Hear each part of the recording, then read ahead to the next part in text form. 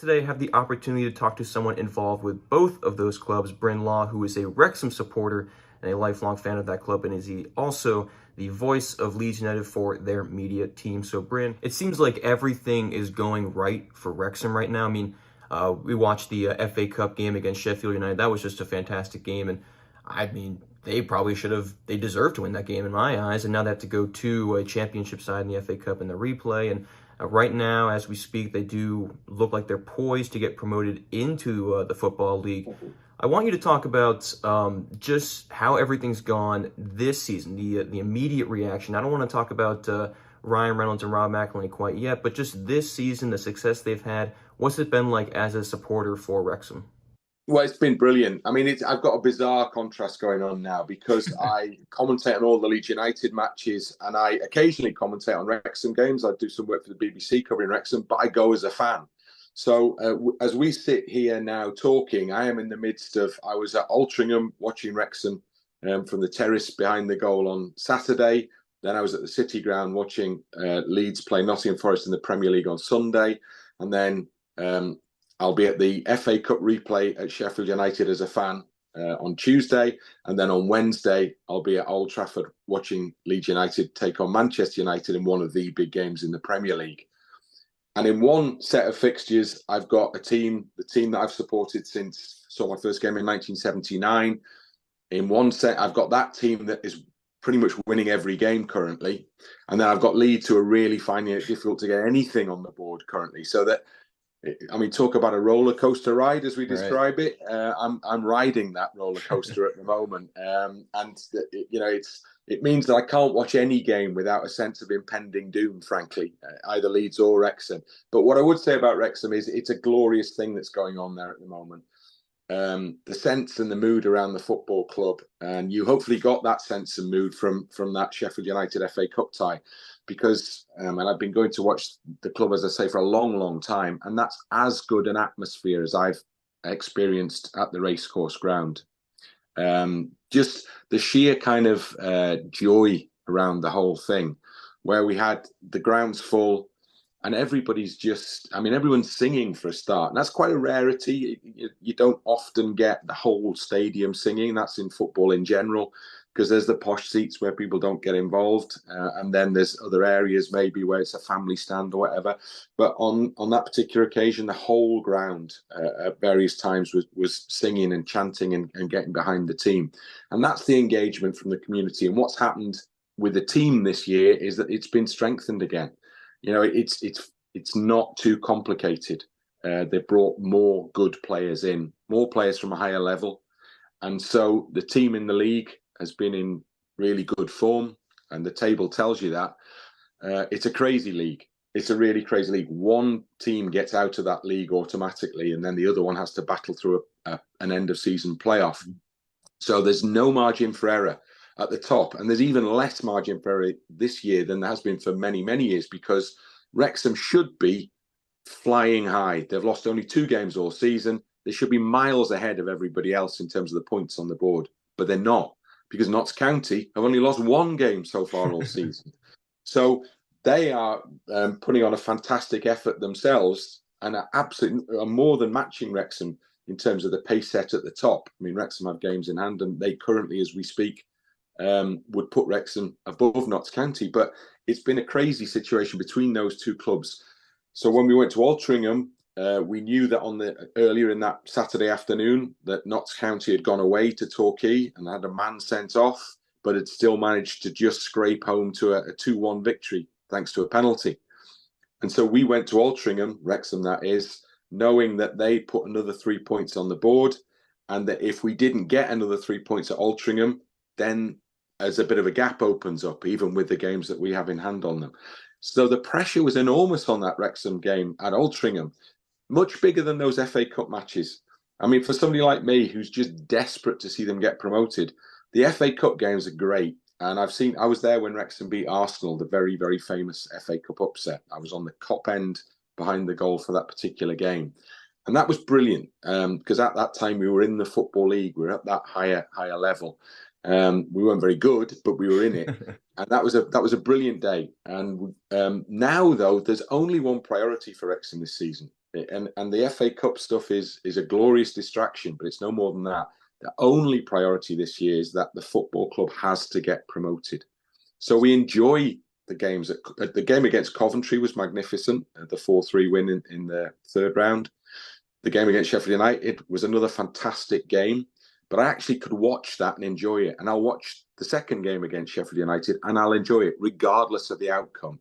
It's the Football League match, it's the conference, the National League matches that are the ones that are the real ordeal, like Altrincham, and the next one up for Wrexham at the weekend, again, will be the same because the pressure on those games is absolutely incredible.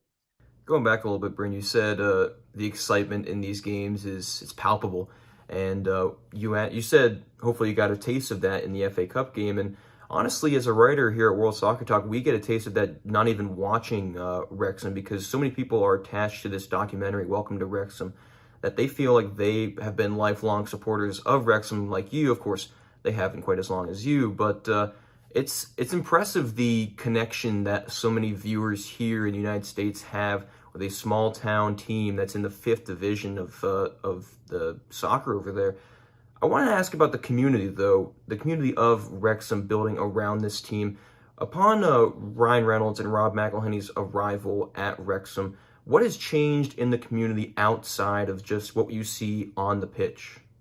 I moved to Wrexham. I was actually born in Liverpool and moved to Wrexham in 1979. At the time, I saw that first game there. And the recession that hit the UK at that time hit Wrexham really, really hard.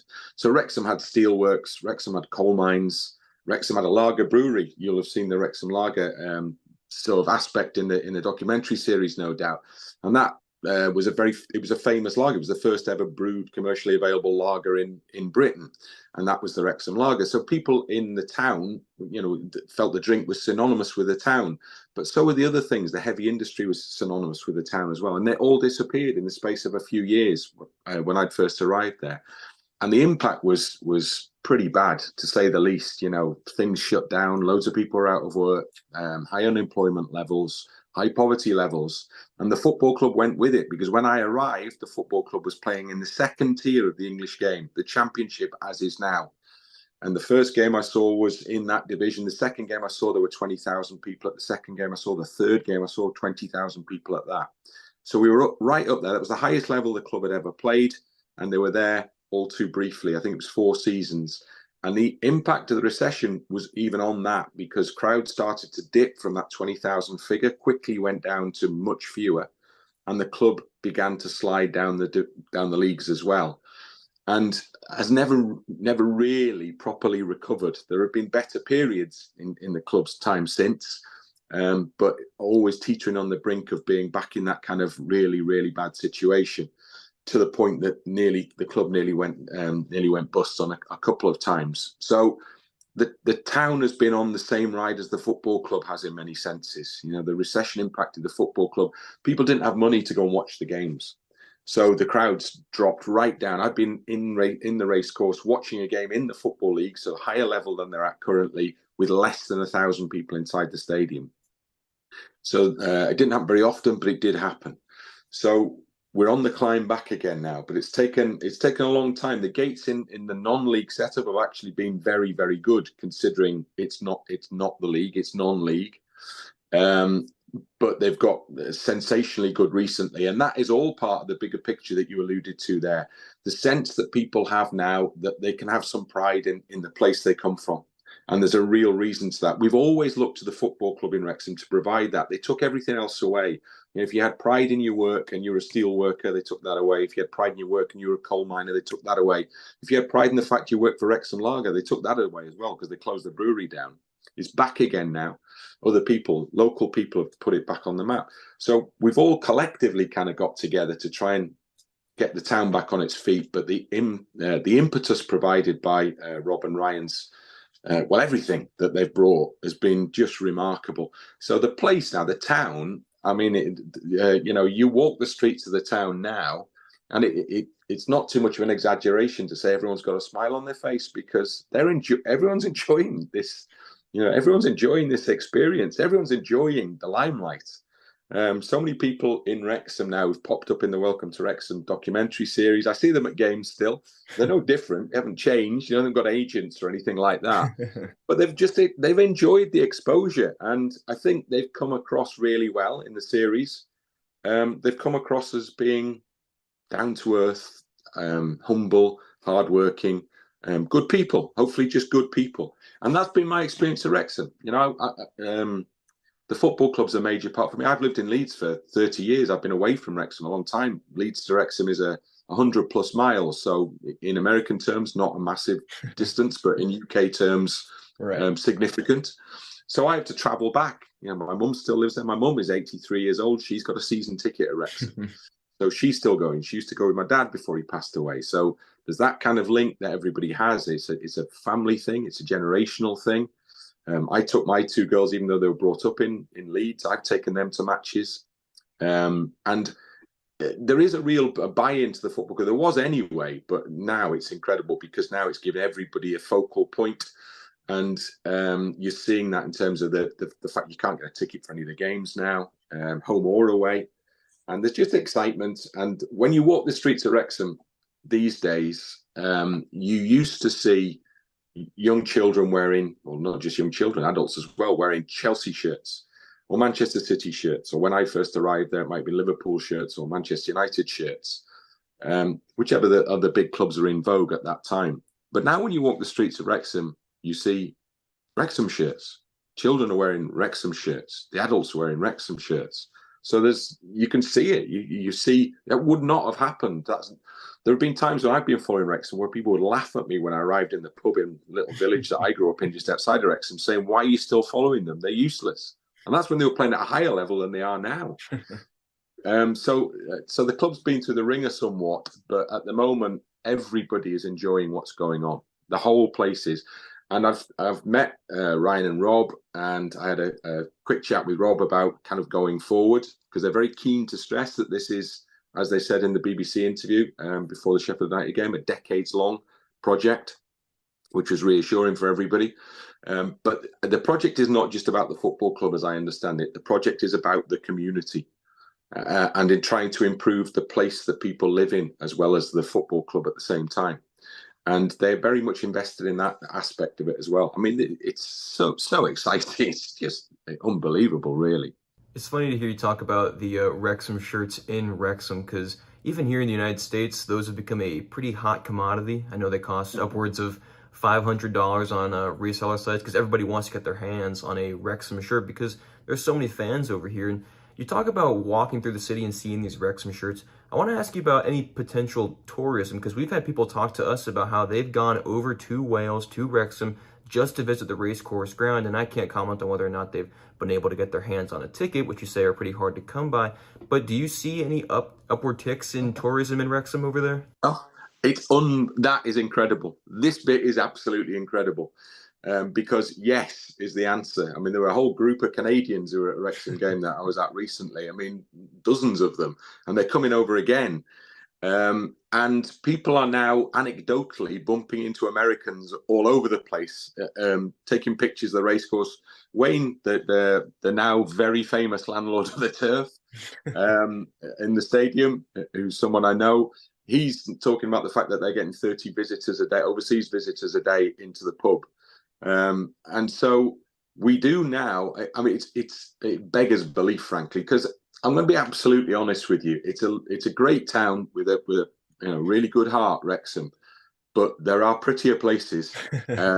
And we've got a nice church in the middle, St. Giles, and it's a nice kind of slightly older bit, and an old hotel and stuff there. Some nice older buildings there, but the rest of it is not great, frankly. Visually, certainly nothing to write a postcard home about. But people aren't coming for that. People are coming because they want to go and have a look at the racecourse. And I've seen people outside taking pictures of the stadium. And I've been in the club shop when there were 3 guys who turned up, and they had their suitcases with them, and they'd come over to the UK because they got tickets for the Manchester Derby, but they wanted to fit in a trip to the racecourse at the same time. And they were buying stuff in the club shop. So there's a kind of pilgrimage element to it at the moment, with people putting it into their itineraries, even if they can't get tickets. because the capacity of the stadium is 10,000. There are 6,000 season ticket holders, so they're kind of guaranteed their seat every time, which doesn't leave much spare for everybody else. I don't have a season ticket because I work a lot of games doing the Leeds United stuff. Plus, I'm a fairly long way away, so I'm in that same scramble for tickets that everybody else is. So going forward with a new stand being built, that will hopefully accommodate more people. But it's fantastic. Wrexham is going to soon, hopefully, have to think about how it accommodates all these visitors, because there aren't many hotels there.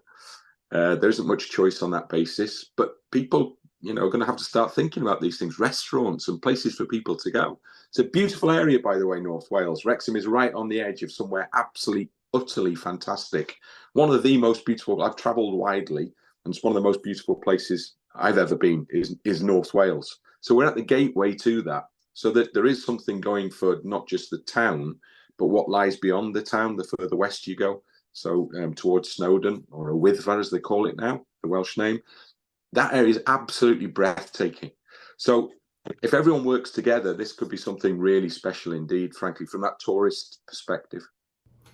So in the next 5 years, maybe 10 years, or even more, if you imagine this is a decades-long project that Rob and Ryan have laid out, where do you see Wrexham? And that's kind of a two-folded question when I say that, because I want to ask about the club and the on-pitch performance. Would you see promotion?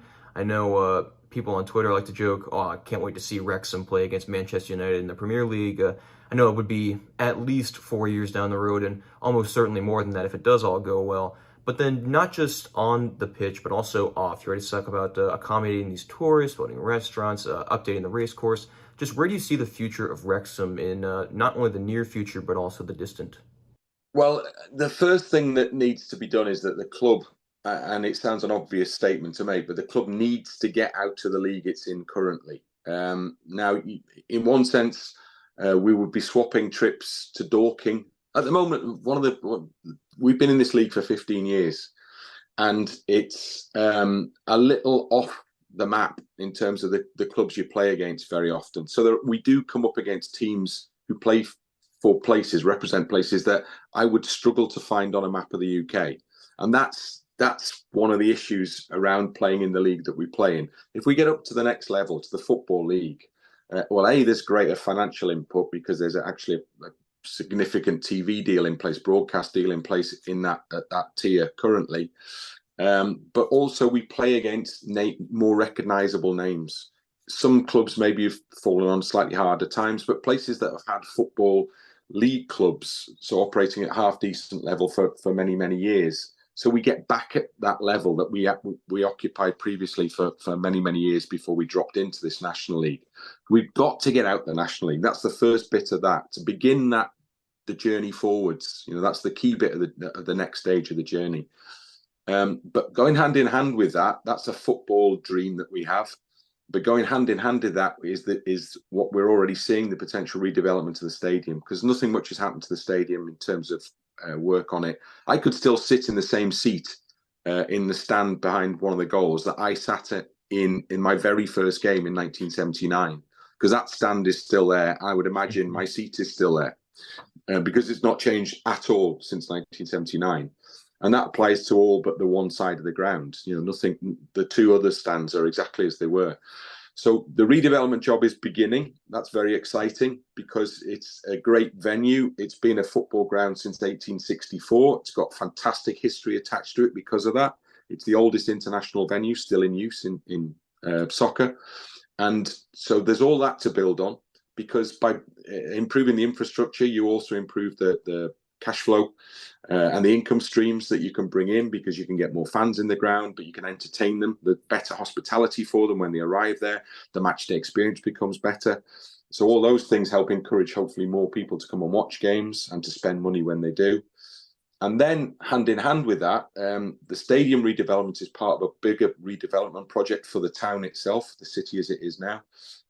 So that is called the Gateway Project, so that things then improve around the stadium as well. The train station is right behind the stadium, which is very useful. And then we just want that to spread into the town centre itself and beyond, so that the whole place just has the look and feel of somewhere vibrant, upbeat, happy, and hopefully prosperous as well. And the football club can play a big part in that because people now recognise the name of Wrexham. And that might help attract people in from a commercial perspective. There's a huge industrial estate. I think it may still be, the biggest in Europe in Wrexham. Mm-hmm. So there's loads of industry there, frankly. But you can bring more people in, and more of that injection of both kind of energy, but also obviously cash, can only be of benefit in the longer term. The journey from a football perspective, I think the bit that really attracted the guys to this project was the fact that when they said to somebody, so we could go from the 5th tier to the Premier League, we can do that? To which the straightforward answer is, yes, you can do that. It might not be quite that straightforward, but technically, yes, you can do that. I think that's the bit that really kind of excited them, because the challenge is there, isn't it? Everyone says it can't be done, but these guys will say, well, maybe it can. And in previous years, clubs have made the journey from the 4th division to the 1st division, different times perhaps, but they have done it. And there are clubs operating at Premier League level or who've been in the Premier League who are not that different in size to Wrexham. Bournemouth would be a great example. Their fan base is arguably not as good as Wrexham's. Mm-hmm. The stadium only holds 10,000 people. So they've got there with financial backing. They've made a journey. We were playing them in the 4th division not so long ago. They're now in the Premier League. So there is no reason why not. It could take a while and it might take an awful lot of money, but there is no reason why not. If we get anywhere close to that, it will be fantastic, because I genuinely think the club could operate at Championship level, the 2nd tier, fairly comfortably. I think the fan base is there to do that. And with investment, and if we improve the structure around the club, which is the academy, the concept of training young players, creating your own young players, which Wrexham always had a really strong reputation for doing that in the past, but that requires some financial input as well. But they want to do that. So because everyone in Wrexham just plays football, there isn't really anything else in Wrexham. I grew up just talking about football, playing football, watching football, and everybody around me was exactly the same. Because Wrexham's one of the places where they started playing football before they played it anywhere else in the world. Genuinely, it's one of the first places that adopted the game, particularly as a working class game. So the village I grew up in had the Druids team, which is one of the very, very famous, very, very old football clubs. And then Wrexham played their first game in 1864. I think the American Civil War was still ongoing at that time, was it not? So we were kicking a ball around while you guys were kind of shooting each other. So it's in the DNA. It's in Wrexham's DNA. Football is in Wrexham's DNA, absolutely embedded in exactly the same way it is in places like Liverpool, Newcastle, Manchester, whatever. It's absolutely in Wrexham's DNA. So you can use that hopefully as well, because you can create young talent, because everybody plays football there. So there is no other sport in Wrexham, frankly. So you can get everybody involved, men's and women's, by the way, as well. Mm-hmm. Well, Bryn, I got to say, it's you say Wrexham's in people's DNA. I think that Wrexham's in a lot of people's DNA here in the United States, just because of the documentary and the fandom that's grown over here. And even going back to Leeds, I think Leeds has a lot of very strong American fan base now, just because of having 3 players and a former manager. And Bryn, we're just like you. We support Wrexham. We follow Leeds, and we wish the best for both. And I know you're firmly entrenched in both of those. So, wishful thinking for the rest of the season, I'm sure. Well, it's great to have you all on board. I think it's brilliant because I was in London recently, a couple of games, and there were so many Americans travelling back from the stadium into central London. They're clear families as well, but who were they were talking about the matches in their itinerary, and they were doing 3 or 4 games in the week or so that they were over. I mean, that's proper. That's proper kind of love of the game, and that's all that's required here. Basically, enjoy the game. The fact that you may really appreciate what's happening at Leeds is brilliant, because that gives Leeds all sorts of opportunities, hopefully with new markets and all the rest of it. In Wrexham's case, it's crazy, frankly, but we're loving it. We're loving every minute of it. So it's really nice to have you on board. Yeah, we're loving it too, Bryn. Like I said, want to appreciate you coming on and talking to us looking forward to the rest of the season, like I'm sure you are. So have a great rest of your day and rest of your season, Bryn. Have a nice day. Appreciate you. Thank you.